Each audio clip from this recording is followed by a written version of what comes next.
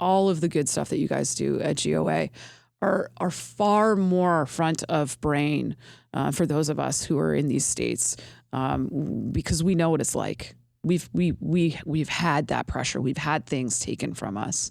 And so we know how important and vital your presence is. An organization that actually accomplishes things, that is putting in the work, not just going through the lip service of doing it, but actually performing the task. It's vital. New York had their hair on fire after that decision. And it was commonly represented as it was going to be the Wild West, right? So everybody's going to be running around, shooting guns in the air, and so we're all just sitting back like, my God, does this, is this a real example of what everybody genuinely feels like is going to be happening? Because a lot of it is happening, but it's not from people who legally own guns. When you get on the other side of this class, I would like for you to still walk up to me and tell me why we should be taking these resources away from people. And not a single person does, because they realize it is truly about all of our safety, all of our knowledge, all of our ability to be effective with these tools. Sometimes I think it's like people are just trying to push this self-fulfilling prophecy, like guns are dangerous. And it's like, no, you cut them off from everything. Mm-hmm. You stop them from being able to ask questions. You stop them from being able to maintain either their skill set or their firearm. And then you wonder why there was a problem. And this has to do with a lot of people who don't care to know more about this, willfully ignorant. And they say, oh, well, no, you don't have to know anything. You just have the gun and you think that's the solution. Absolutely not. No. Absolutely not. You are absolutely correct on that. And furthermore, it's not like the criminals are the ones hanging out at the gun stores. No. It's not like they're the ones going to get maintenance there. It's not like they're the ones that are building a community there. No. Yeah. The black market, the criminals that are ignoring all of the gun laws, they're not paying the consequences for the actions. It is the everyday law-abiding gun owner that is. Yeah. I am not comfortable with people who are there to take that person's ability to defend themselves away because of their bias. And the shop is a resource for them to be able to maintain everything, including only addressing the threat and no one else that doesn't deserve to have anything else sent their way from that firearm. We're responsible for everything that comes out of that muzzle.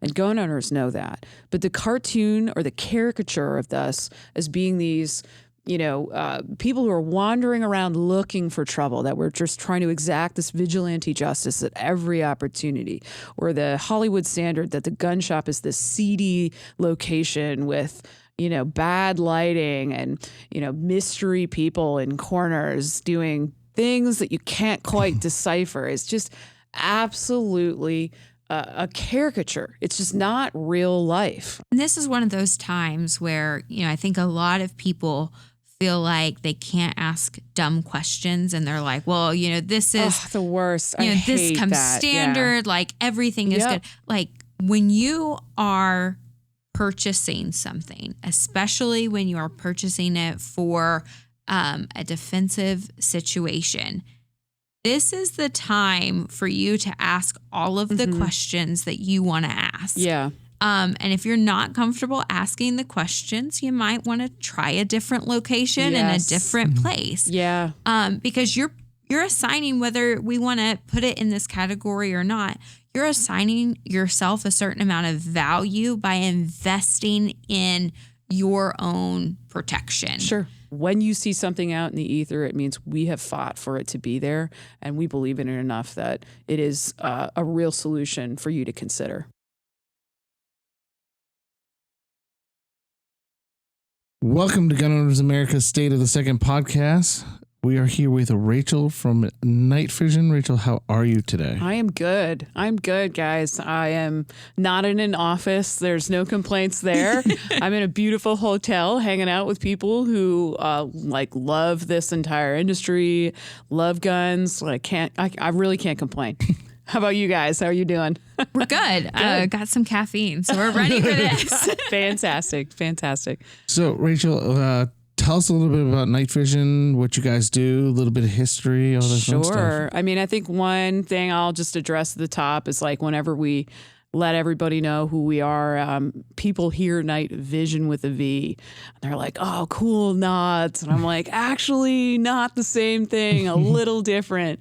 So, we're excited to be on this podcast so that we can, let the world know what we do. So at Night Fision, we're well known for producing some of the best sights on the market. And I would argue the best sights on the market. It is incredible to see the amount of engineering that's been put in to what can sometimes be an afterthought, right? People think, oh, well, the bumpy things that came on the gun are sufficient. That's what, they sent it out with, so they must be perfect. And it's just not the truth. So being able to tailor what your sight picture looks like to reflect what your eyes best respond to. I mean, this is the thing that allows you to make the hits. I mean, there are a lot of things involved in a good, a solid shot, but quality sights are a big leg up in that equation. So we have a couple of other companies that we have tritium involved in, and that's the common theme throughout. Some people think that we're new in this game, and I would say that if you really do look at where we come from, which is with Kamenga, which is an older company, it's been around for a little over 30 years.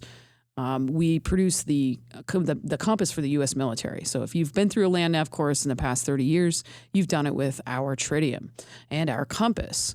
So we took all that knowledge of insertion and selecting the finest available tritium, and we put it into the sight company. So Night Fision has been around for a little over, I want to say like 7 years now.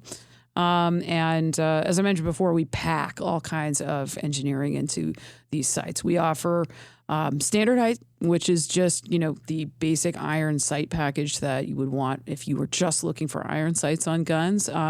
But another thing we're well known for, and one of our flagship products, is our Optics Ready. So listen, guys, it's now 2024, and there are plenty of optics on guns, and I am a big optics person. People who know me personally, people who work with me, know I've got optics on everything. But having a backup pair of sights is absolutely mandatory, especially if it's on a carry gun. So we're talking about dealing with all kinds of situations where you're really not in control. We're responding to things, right? So we call things like defensive pistol defensive for that reason. It's not offensive pistol.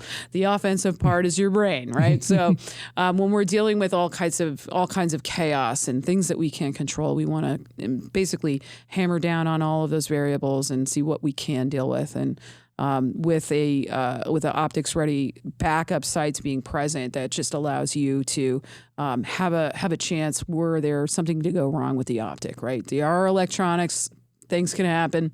So we have various different heights with those as well, and that was another big thing that we wanted to bring to the marketplace, where you're no longer just stuck with suppressor height sights.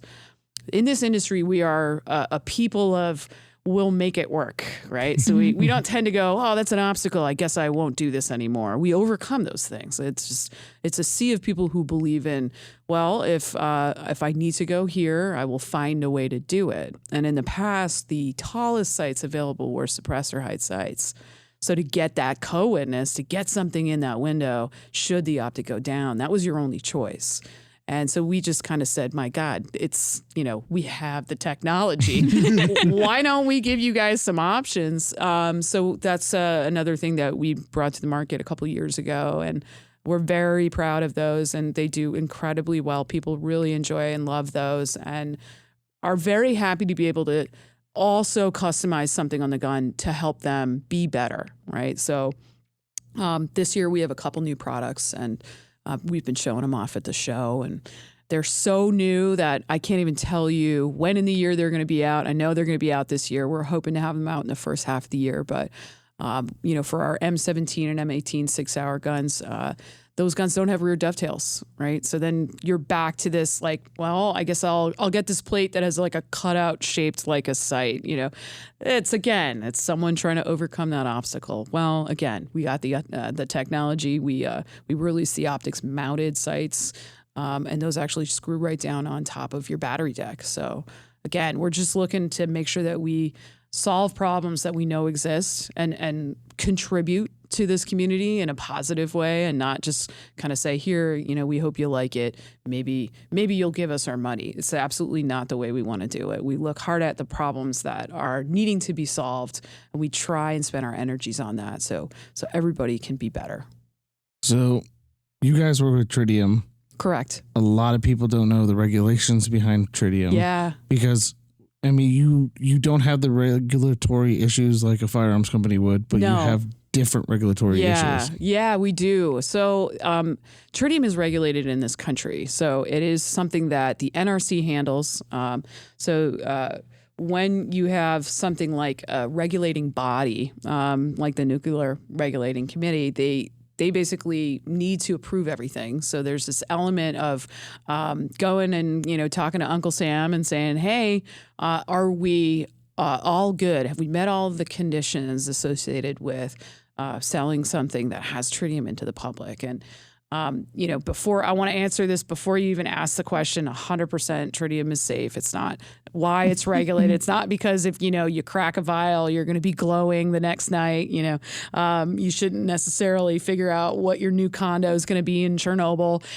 The reality is you're going to get a lot more radiation from your phone, from flying and that sort of stuff. And it is beta wave radiation, but they still regulate it. So when we come up with new products and it's outside of what's considered a safety application, we do actually have to go and essentially have a conversation.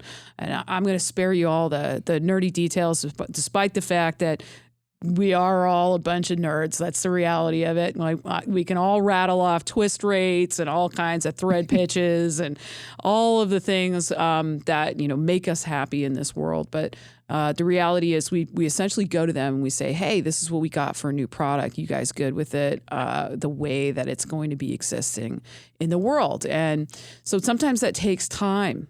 But the night sight application has been long accepted. So that makes that process a little bit simpler. It's when we do innovative things. And so that slows stuff down. We did a really funny April 1st post on one of our company's website, and it featured a TV remote with one of our XL vials inserted into it. Everybody's like, oh my God, this is the best thing we have ever heard of. And I was like, it does make a lot of sense, but it's something that isn't that simple. So we still have to go back to Uncle Sam and kind of talk it out. And if they feel strongly about it not being a thing that, should be sold that way, then it doesn't happen. So that is an element of that process with us. It makes things a little bit more complex, but it does mean that when you see something out in the ether, it means we have fought for it to be there, and we believe in it enough that it is a real solution for you to consider. Yeah, you guys are not only doing night sights. You've got Glow Rhino, who doing tritium on knife scales. Correct. Also glass breaker tools and things like that. Yeah. Those are cool. Yeah, and those are the Fobs. The Glow Fobs are extremely popular, and on its face, they have incredible application for everyday use, hence the EDC world that company exists in, where, you're attaching it to keys and you're attaching it to things that you don't want to lose. People kind of write it off initially. They're like, I find my keys. It's cool.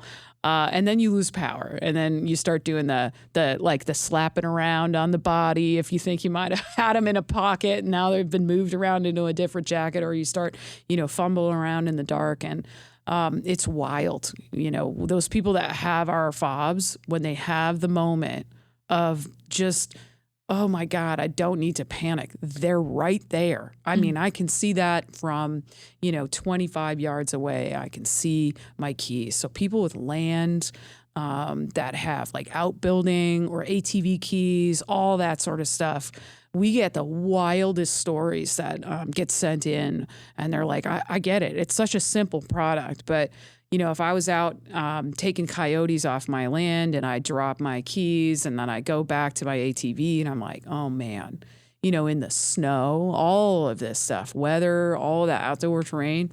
And they're like, if I didn't have that fob on there, I don't know if we would have been able to get back in a reasonable amount of time. Like stuff like that happens on a regular basis. It's pretty incredible.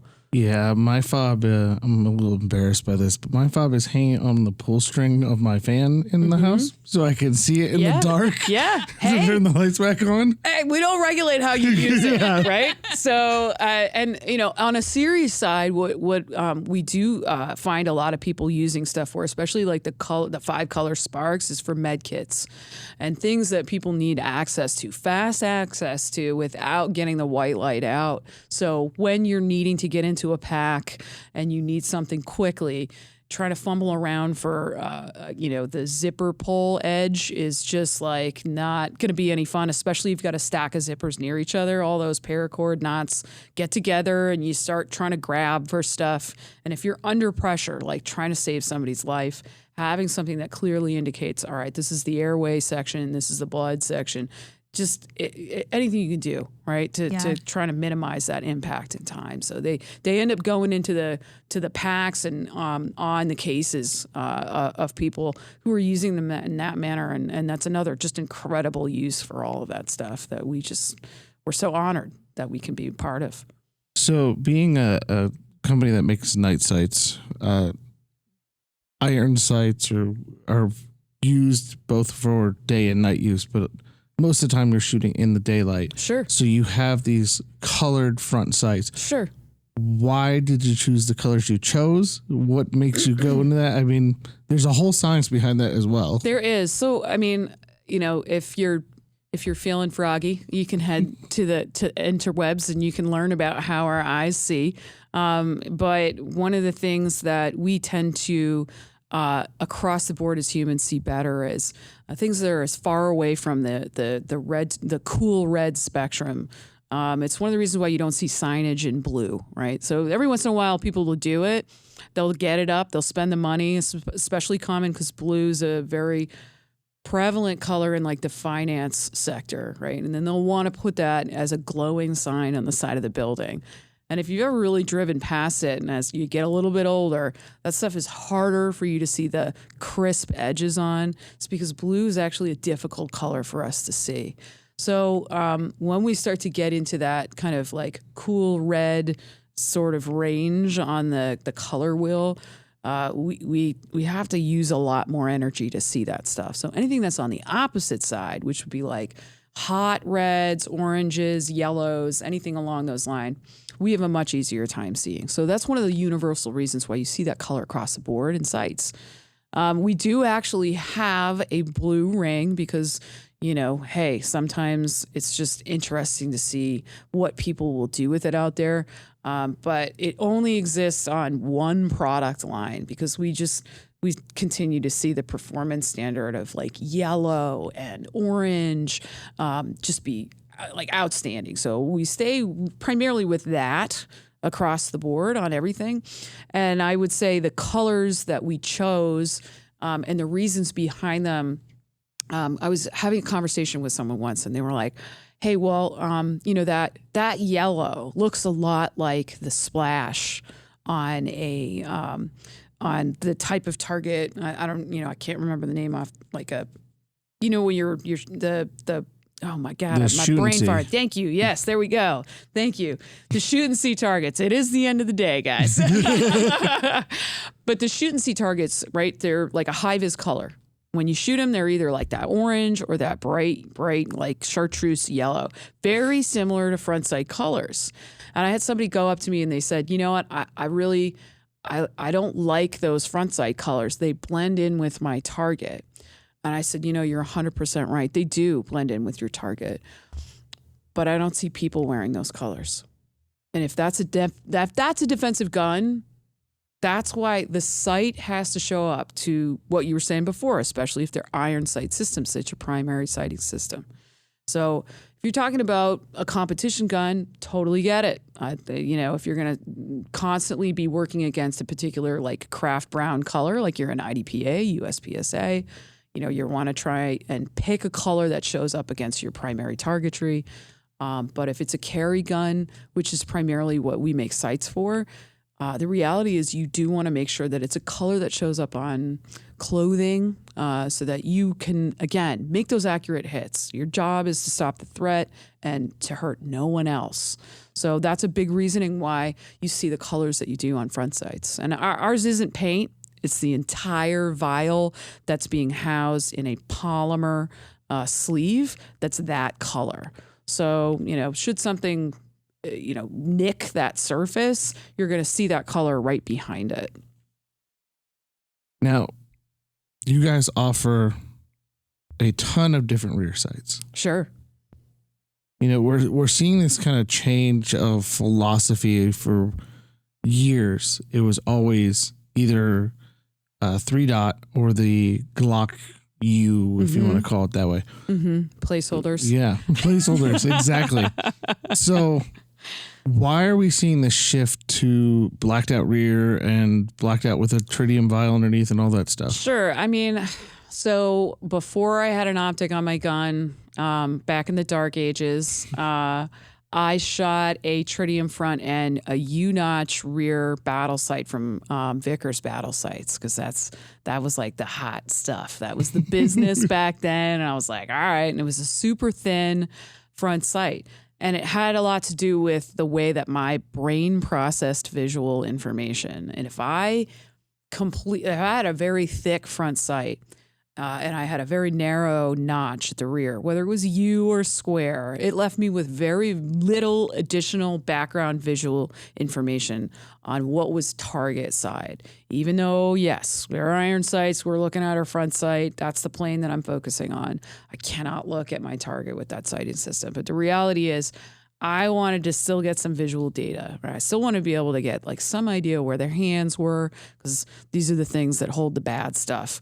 And so when we're talking about things like the blacked out rear, why is it present? I wanted to minimize the amount of visual data I was having to process to be able to make decisions.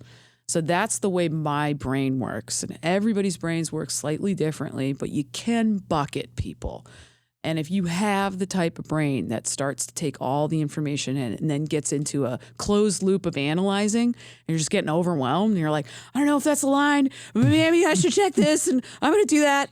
Taking those two rear dots out of play, or taking the U out of play, can sometimes help minimize the amount of visual information that's coming in. So then if you have a simpler sight, you have a simpler amount of information coming in, you have conceivably a shorter processing time, and so that you can settle in and make your hits sooner, right? So you're not in your head as much. So it's essentially giving you a little less information, but sometimes if all the info overwhelms you, that's a path to making a better hit sooner and not getting too kind of tightly focused on perfection, because you're just never going to get it. That's not how it works. We're not robots. We move.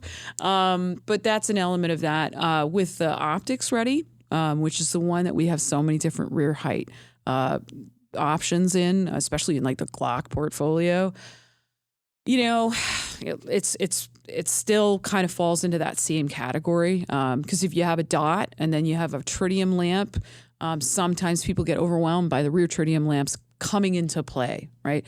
They should sit nice and low if you follow that process of, hey, I don't need as much information in my sight picture.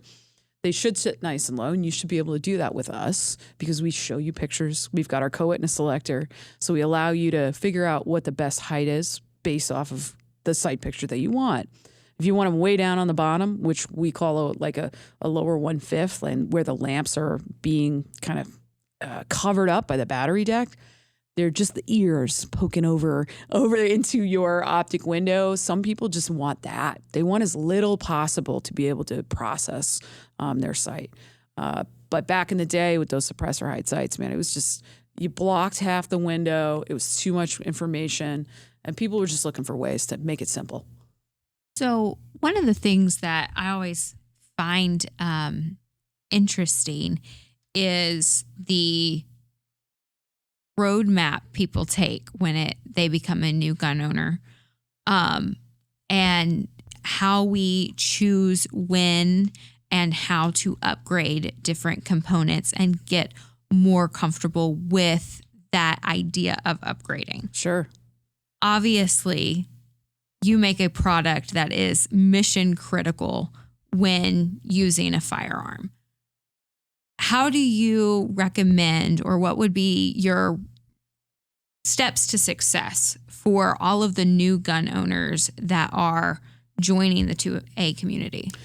Well, I would say number one, if you bought a gun that has night sights on it already, good on you, right? Excellent. If the purpose of the gun is to be a gun in which you are going to be carrying, good on you. It's a great decision. If you were afforded that opportunity within the model portfolio or the gun that you liked. We don't always have that choice, which is one of the reasons why our company exists. Many guns are sold with sights that are very neutral, and they're done that way on purpose. As much as I kind of rib Glock, the reality is that they are plastic gives the new owner the option to select the sights that work best for them. They do offer some models out there. I believe some kind of special models that are often offered here and there that have night sights. But if you do purchase a gun that has white dot sights, which means it's white paint that's being applied to a hopefully metal body, or you have blacked out sights like front and rear, the first step to making a decision on what you want to switch them out to is to honestly ensure that you can, because there have been a couple models that have been released where the sights are actually part of the barrel. We can't do anything for you on that. There are a couple of guns that were released with like the SAS sight condition, which that has a dovetail that has been cut for that sight. You're kind of stuck with that unless you switch the slide out. So you first want to assess whether or not your gun has been designed to accept aftermarket sights. Once you have done so, you do want to ideally get some sights that are set up with tritium lamps in the front and the rear. As a newer shooter, you want to be afforded everything that you can possibly be afforded. The blacked out rears conversation that you and I were having, John, here just a minute ago, comes from making decisions after you've had some time and experience with your gun. The initial start point is where you don't necessarily want to learn how to drive on the supercar. You want to learn how to drive on the Corolla, right? So, and then you start to make decisions like, oh, I like this kind of steering, or I like these kinds of tires, or I like this kind of vehicle. But we learn that after we've begun to drive. So I would recommend that you get tritium sights in the front and the rear to be afforded everything that you can possibly be afforded. The color is very personal. Sometimes if you do have some friends that have guns, I would recommend that you shoot their guns and try out their sights. If you go to a range that offers you rentals, go try those guns out. See what the front sight colors look like. Purposely select different colors and purposely select a variety of targetry. If you can find different targets, don't just shoot white paper, right? So try and find targets that have a variety of different colors. And you do, if you can, and you have the time and you have the facility and the access, you do benefit from doing that work ahead of time. If you don't, the simplest recommendation to getting a pair of sights, most people respond to yellow. Our yellow, which is kind of a chartreuse, which leans a little green, kind of walks both roads between yellow and green. That is the most popular color. So if you want to just start with, hey, well, what is everybody else getting? The yellow front ring and the tritium lamps in the front and the rear is absolutely our most popular colorway across the board, and in both our Optics Ready platform and in our standard height sights. And then I would say also too, if you hate them, if you don't like the color, right, or you want that blacked out rear, You can remove sights, guys. Don't do it in your bathroom. Don't do it in your garage. Take it to somebody who knows what they're doing, because you could really damage all kinds of things on your slide. So if you're new to that, your shop will have a person that will help you out with that. The armorer there can do that on most guns. It doesn't need to be a fully accredited gunsmith to be able to do it. But somebody with the right tools and experience will generally be enough. And this is one of those times where, I think a lot of people feel like they can't ask dumb questions, and they're like, well, this is the worst. This comes standard, like everything is good. Like when you are purchasing something, especially when you are purchasing it for a defensive situation, this is the time for you to ask all of the questions that you want to ask. Yeah. And if you're not comfortable asking the questions, you might want to try a different location in a different place. Yeah. Because you're assigning, whether we want to put it in this category or not, you're assigning yourself a certain amount of value by investing in your own protection. Sure. And so I want to just, for anyone listening that is maybe on the fence, or someone in your life is going and purchasing their first gun, let them know. Write down questions. Yeah. Don't be intimidated. like it's important to get that information before. Yes. Because especially depending upon the price point that you have for your first gun, probably weren't like me and bought it on the clearance rack. If so, that's fine too. Like I was broke. We're all good. Yeah. But you need to be comfortable and confident in that decision. Yeah. And I think like the point that you brought up about the shop, right? Or the place that you're going to purchase the gun, and being comfortable asking questions. I also try and emphasize that with everyone that I meet that's brand new. I mean, hammer it into their brains. There is absolutely no world where you are parting with hundreds of dollars that you should feel afraid, uncomfortable, that you're going to be embarrassed, that you're going to be like raked over the coals, that you're going to be laughed at. There is nowhere else in this world that you would be parting with that much money and accept that behavior. You should never expect or accept that behavior from a shop that you are going to purchase a firearm from. You need to develop a relationship with a shop. They need to be a resource for you. If you're a new shooter, you do want to be able to go back and ask those questions, because your access to all of the world's knowledge doesn't mean that all of the world's media is the best. And so I will try. I use a particular term when I'm working with my brand new students, and I tell them, you don't have a BS detector. I hope the acronym will be okay and not get you guys into trouble. But I tell you, listen, if you don't have a BS detector, you will not be able to tell what is BS, right? So it's not always that you can autonomously go and Google stuff and find stuff on YouTube and say, all right, good, I'm good to go, right? So that's not always going to yield the best info. So developing a relationship with the shop is vital.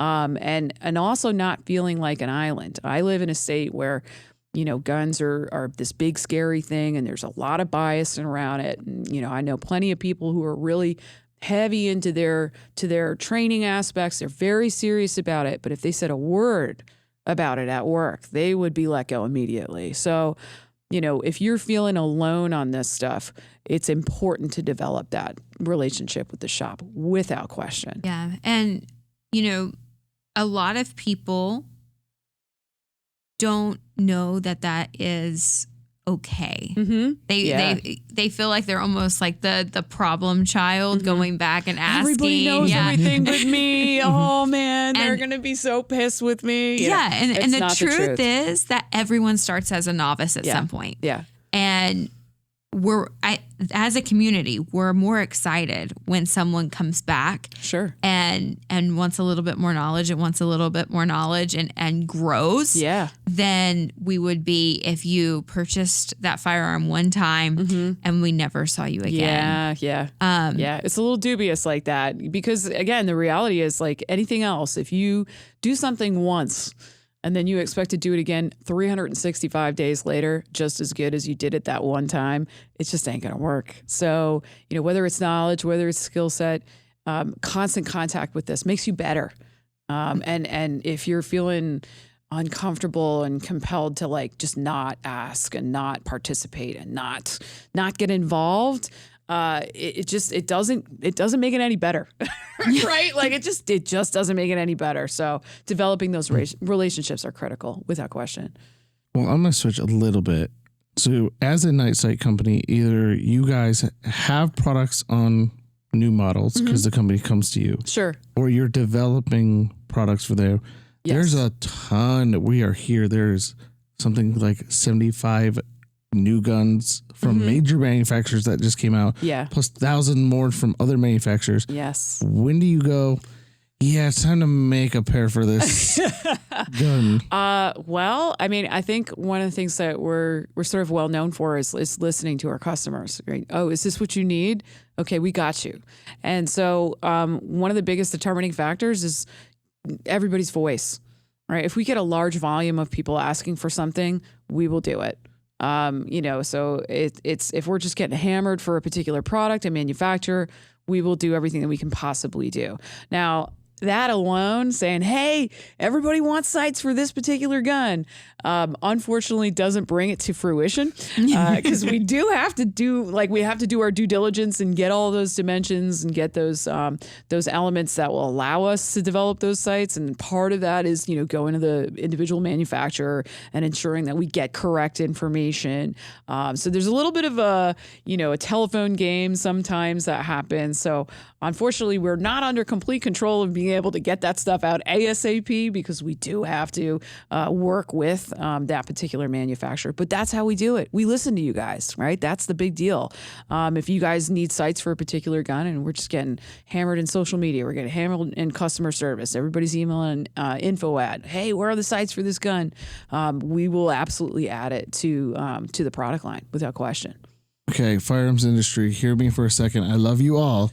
Can we all come to conclusion of a standardized footprint for the sights? My God, Same that would make our lives. Like, we please? could then do that very easily, right? I mean, a lot of companies are doing that. Either they're Right. going Glock pattern or SIG number 3 or something like that. It's 6 and 9, I believe. Yeah. Yep. The Glock is I prefer, and I'll just speak personally. But I do that because pushing sights on the front is a little bit more dubious. So if you're doing this stuff at home and you're handy with guns and you've been working on guns for a little while, pushing those front sight dovetails because there's a lot less material with that. And so when you're talking about like M&P, 6, all of those front sights that are dovetail front sights, they don't have the beef of the real sight. So you really do need to mate the side of that dovetail element up correctly with a pusher. Also, if you're going the route of tapping that on, there's just so much less surface area. So I prefer the screw-in front sights for that reason. Just like, why make our lives that much more difficult? It's a proven solid front sight method. So let's rock and roll with that. I'm 100% with you, man. Just like anything else. Can we pick one wire? I mean, how many optics footprints? One USB, one optics footprint. Like these are my wishes. That's my Christmas list. And one style of mounting for sights without question. Well, you brought up taking it to a competent gunsmith, and I'm going to pick on myself. M&P sights, you think they'll just slide right in? No. Well, then they'll slide right out. So. Yeah. Yeah, there's a little bit of fine, there's such thing as tolerance stackings and tolerances and thous. It's a thousandths couple of an thous. inch. Yep.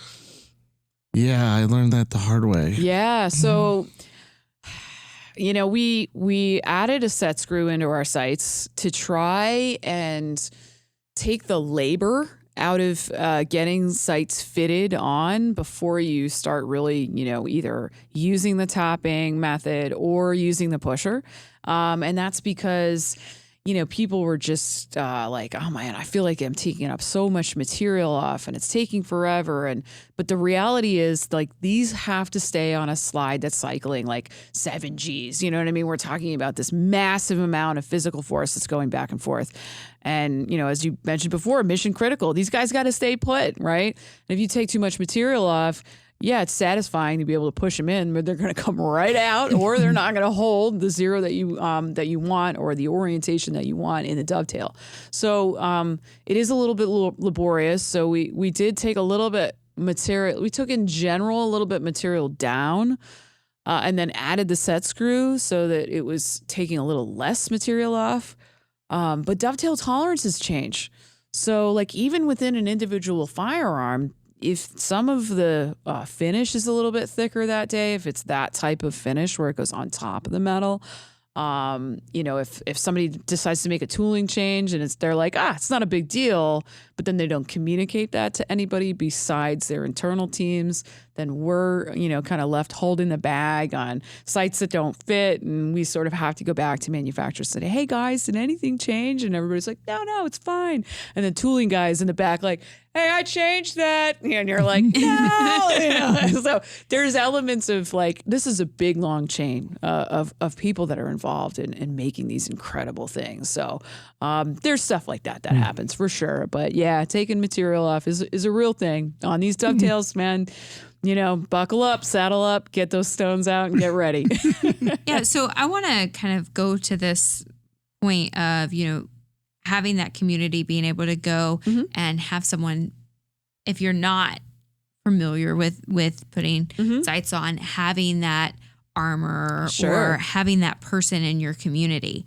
And, GOA has sued on the zero tolerance policy because gun stores closing for a clerical error is catastrophic to our industry. Yeah.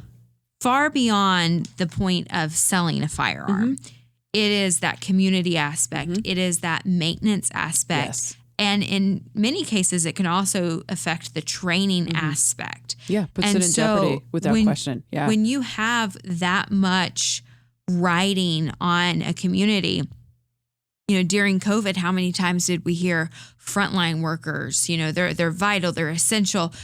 If we are to define what a frontline worker is in the Second Amendment community, it's the people at the gun stores, because they provide that base level of education, that base level of maintenance, that base level of understanding the components, recommending trainings. And when we're wanting to grow this community, and when we see millions of new gun owners that are completely destroying any stereotype that the anti-gun left wants to create or continue to capitalize on, if they attack this element of the industry, it is an attack of all parts of the industry. Yeah. No, and it's like, it's one of those situations where, people feel who are on the other side of the aisle of this, they feel, so gratifying. We don't have this dangerous gun store in the neighborhood anymore. Okay, well, but we still have people with firearms out in the ether. And if they don't have access to education, that is going to potentially set them up for absolute failure, like access to any number of the things that you listed before. Them not having the ability to go back and ask questions, to go back and get gear, go back and get maintenance elements. Sometimes I think it's like people are just trying to push this self-fulfilling prophecy, like guns are dangerous. And it's like, no, you cut them off from everything. You stop them from being able to ask questions. You stop them from being able to maintain either their skill set or their firearm. And then you wonder why there was a problem. And this has to do with a lot of people who don't care to know more about this, willfully ignorant. And they say, oh, well, no, you don't have to know anything. You just have the gun and you think that's the solution. Absolutely not. No. Absolutely not. You are absolutely correct on that. And furthermore, it's not like the criminals are the ones hanging out at the gun stores. No. It's not like they're the ones going to get maintenance there. It's not like they're the ones that are building a community there. No. Yeah. The black market, the criminals that are ignoring all of the gun laws, they're not paying the consequences for the actions. It is the everyday law-abiding gun owner that is. Yeah, and so the community loses out. The people who are trying to maintain their right, their right to self-defense. I should be able to respond in kind to someone who has broken their way into my home, realizes that I'm there, and still decides to come towards me. Okay, this person is not just there for TV. They're not trying to fence something to get a cheap high. They see me and they decide to continue towards me. I am not comfortable with people who are there to take that person's ability to defend themselves away because of their bias. And the shop is a resource for them to be able to maintain everything, including only addressing the threat and no one else that doesn't deserve to have anything else sent their way from that firearm. We're responsible for everything that comes out of that muzzle.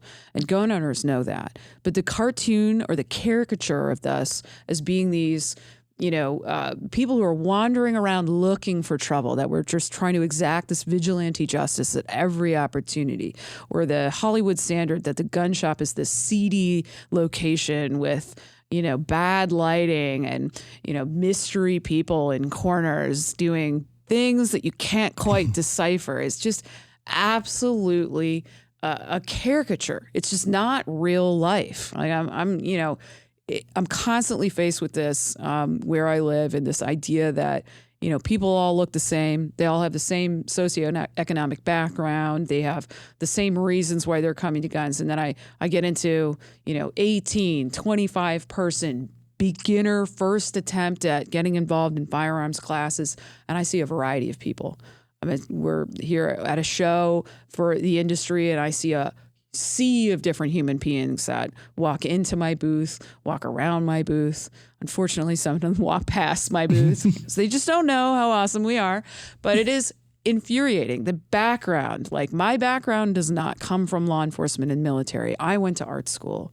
I am a female with weird hair who went to art school who loves this stuff. I don't look like the caricature. I don't teach people who all look the same. It is a kind of, I would say, a major point of passion of mine. You can sort of see me like I sit up and start like attacking the mic a little bit with this, but it is such a point of frustration because I continue to see people who don't educate themselves on this instead of just, reaching out to someone and asking questions and visiting the range. They remain at home in their kind of comfortable, safe space, and they say to themselves, well, this is absolutely what it must be. I watched this movie or I saw this television show, and it vindicates their bias, but it's not a real look at what actual human beings look like in this space. And those are people who are responsible, who are doing their due diligence, who are developing those relationships so they can be safer with their firearms. But cutting things off doesn't benefit anyone, including people who don't like this. It doesn't benefit them either. When I say to people who come through, I say, listen, you don't need to be John or Jane Wick. If this is not something that you absolutely love, if you're here, in a permit class, for example, because you're potentially inheriting firearms, and the easiest way to deal with this is just get the permit and then sell them. Which is not uncommon in our state because we have to have a permit to possess where I live. And they say, well, I'm not going to get involved in guns. This is just because I want to retain property, which is because, the state is going to take it, which is a whole other conversation, which we won't spiral into. But, I make contact with people who are getting a permit and going through this process who don't expect to get involved in guns. And I tell them, listen, it's fine. You don't have to be involved in this. But when you get on the other side of this class, I would like for you to still walk up to me and tell me why we should be taking these resources away from people. And not a single person does, because they realize it is truly about all of our safety, all of our knowledge, all of our ability to be effective with these tools. So this is just because of my own curiosity. So you're a firearms instructor. Yes. You live in New York. Yes. I have to ask, how has life been post Bruen? Yeah. And all of the lawsuits that have followed. All right, guys. So we're going to get into hour 3. So here's the deal. When you're dealing with states who are in a constant struggle for their rights, retaining them, gaining them back, it is always at the forefront. You know, we're never like looking across, you know, the state line and saying, oh, wow, it must be tough over there. You know, we're in it. We're at the front line of all of it. Organizations, especially like yourself, right? Especially like all of the good stuff that you guys do at GOA are far more front of brain for those of us who are in these states because we know what it's like. We've had that pressure. We've had things taken from us. And so we know how important and vital your presence is. An organization that actually accomplishes things, that is putting in the work, not just going through the lip service of doing it, but actually performing the task. It's vital. So when it involves big, changes like that, which, guys, read the decision. If you have some time, it's long, but it is worth your time. Read through the entire decision. It's a valuable decision to read. But for us, we dealt with the as one of the gentlemen who does our Article 35 lecture. He is a defense lawyer, so why not bring a defense lawyer in for that lecture? But he calls it, hair on fire. New York had their hair on fire after that decision.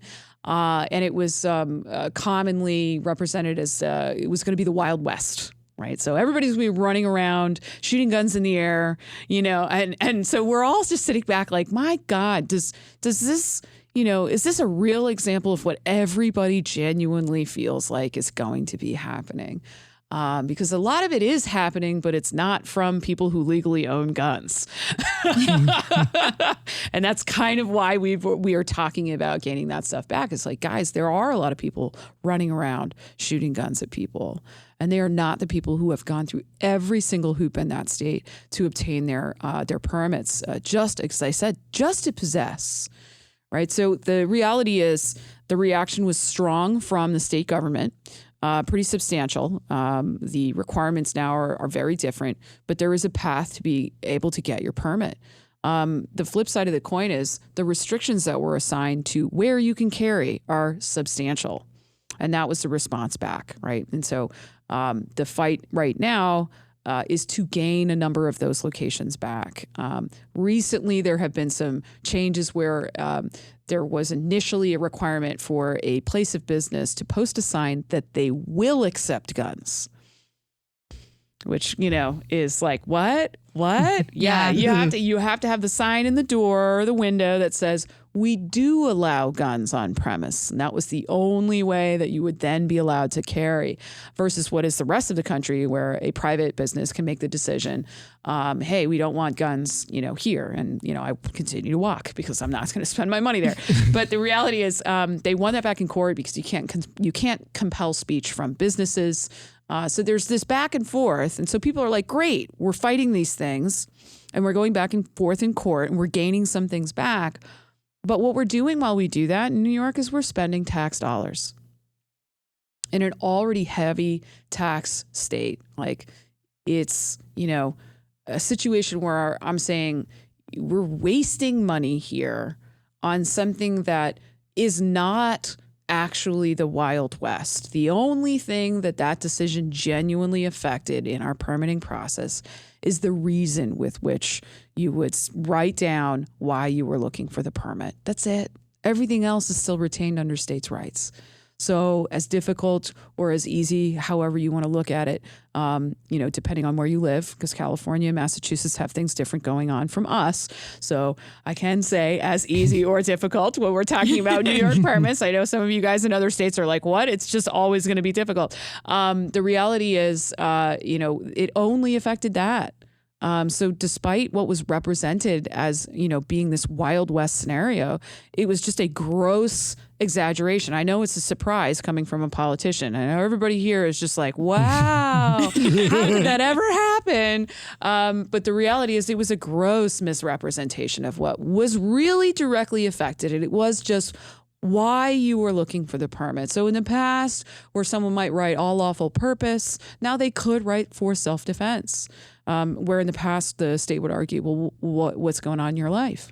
And then it would try and say, I'm in a bad neighborhood. And the state would say, move. I was like, cool. Are you subsidizing that? Like this is where I live. I need a way to defend myself. Why do I need to uproot my family?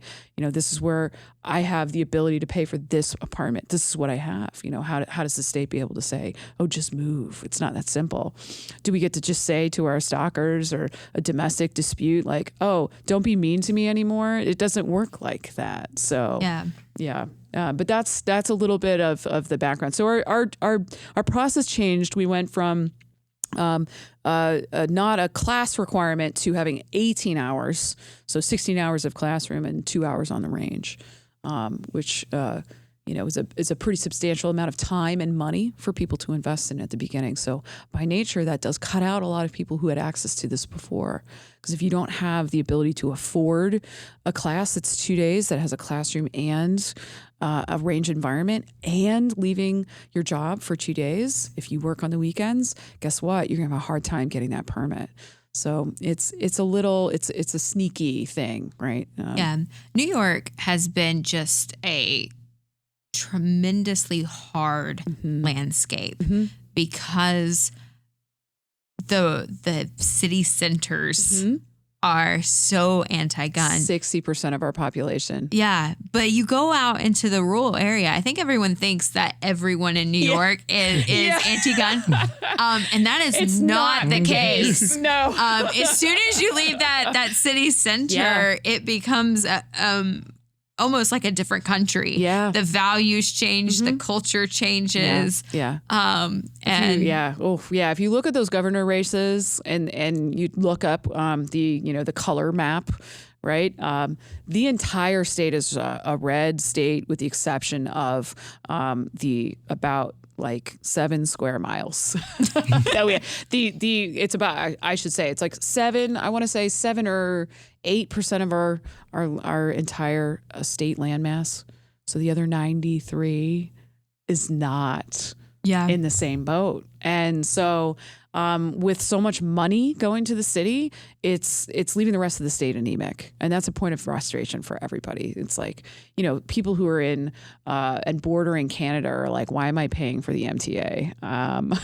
Nowhere close to it. And, public transportation is vital. No one argues that. But, why does the rest of the state have to suffer? It's just so much beautiful landscape in New York. It is a gorgeous, gorgeous state. The parks are incredible and it is wild and it's very rural and we have a lot of incredible farming, dairy farming, apple farming. There's just so much there. And there's a huge hunting community in New York. Yeah, I mean, you're talking about a city center that is very, very much dominating the rest of the state, which is very, very much not the same as the city. So it is a constant source. So if you guys are familiar with the upstate downstate, oh, are you from upstate? That's the beginnings of our ire compared to the city. And this is coming from somebody who spent like almost 15 years working in Manhattan. So I've seen both sides of the coin. I am not someone who's going to be like, oh, I'm not talking to you city guys. That's not the truth. But I do live outside of the city. It is gorgeous. And I just, it is very frustrating to be subject of that. So you worked in Manhattan. Yes. I know where you worked in Manhattan. Yeah, I worked on Park Avenue. Yeah, Park Avenue and 28th. Yeah, and I would walk down from Grand Central because the the subway was too packed, during rush hour, unless it was raining. And then even then I'd rather walk in the rain because you were packed in like sardines, and you do develop a really good sense of like, in close fighting and like how to move your body around and deal with how you position yourself if you're taking advantage of while you're down there. And, I come from about like 15 years of martial arts. So, I was like, we're going to make this work 100% of the time. It was just always a game to make sure that I was kind of keeping myself on my toes. And the city just does make you think and act in a certain way. If you want to be able to get through it. I am a small female, so if I was like 6'2" and like a big dude, I would probably have a different perspective. And it's not like people don't come after guys. I'm not trying to say that, but you do have to kind of pay attention to yourself in the city. It doesn't grant you you're not granted the kind of tourist element of just staring up into the sky at all times, for sure. Well, this was fantastic. Rachel, thank you. Well, I appreciate it being here. Listen, thank you so much for having me on the podcast, and thank you so much for allowing me to participate in everything you guys are doing. I will speak for the company and say that we are just so excited about what you guys do in this space. We believe heavily in making sure that people are equipped with things that they need to be able to survive and see another day and go back to their family. And you guys are doing phenomenal work for us to retain a right that makes us a very, very, very different country in this globe. We're looked at very differently than the rest of the world. And primarily it's just because they're like, man, we wish we had that ability to do that. Those are a very big difference maker, I believe. So, Rachel, thank you for being a partner. It really is appreciated. You guys did a members benefit email with us a few months ago. We did. It was great. Oh, it was fantastic. Yeah, we're excited to do more. Yeah. So, guys, make sure you keep an eye on those member benefits email, because companies like Night Fision are offering fantastic deals, and a portion of all the sales go back to GOA to help support the fight. So before we leave, plug away. Okay. All right. So I will plug away for you guys. So if anybody's looking for the absolute best sites, like hands down, nobody that has our sites has, how do I put this? When people are talking to us at shows and they're saying, well, I don't know, I'm looking at your sites, they look cool, I hear what you're saying.